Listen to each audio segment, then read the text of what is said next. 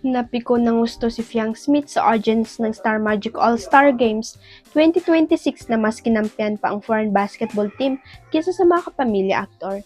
Kaya naman hindi na nakapagpigil pa si Fiang na sitay na at sigawan niya ang mga ito habang ine-interview sila ni JM Ibarra.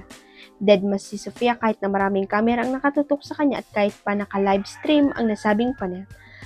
Ilang beses sinabi ni Piang ang salita ang kakapal ng mukha niyo at ang nakakaloka, lumilingon pa talagang aktres sa audience na nang uurot sa kanya. Panay naman ang posibleng pag-awat sa kanya ni JM na hindi masyadong maka-emote dahil sa mga nakatutok na kamera. During break kasi ng basketball game, ay inawardan ang JM Piang ng special award bilang All-Star Games Fan Fave Duo. Naglaro kasi sa volleyball si Piang at bilang player nga si JM sa main basketball game.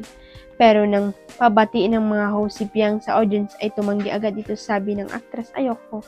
Sa ibang bansa nag-cheer ang mga yan, sabay tingin sa audience sa likod niya. Hindi lang sa paglalaro ng basketball at volleyball nagpakita ng husay ang mga Star Magic artist, pati na rin sa pagiging sweet sa kanilang collab team at special friend sa naganap na Star Magic All-Star Games 2026.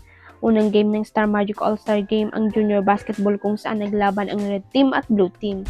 Spotted na nanonood ng nasabing game ang magkapatid na Lela at Maggie Ford na sumuporta kina Joaquin at Robert Jaworski ng red team. Nagkita nga ng abante ang pagiging sweet ni Lela kay Joaquin sa tuwing oo po ito.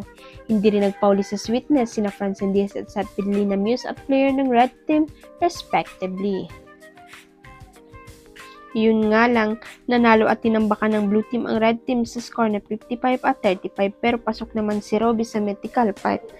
Nang lumaban naman si Lela at Maggie Ford sa women's volleyball ay tudo-cheer naman ng magkatabi na sina Joaquin at Robbie sa dalawang kapatid ni Daniel. Tudo ang cheer ng dalawang binata nang manalo ang team ni Lela at Maggie na Lady Sparkers laban sa Lady Warriors. Napatayo at todo palakpak din sina Joaquin at Robbie nang makapasok sa mythical 5 sina Maggie at Lela at muling tumayo si Joaquin ng tanghaling MVP si Lela. Huwag kalimutang i-click ang subscribe button at i-ring ang notification bell para sa latest at legit chika updates.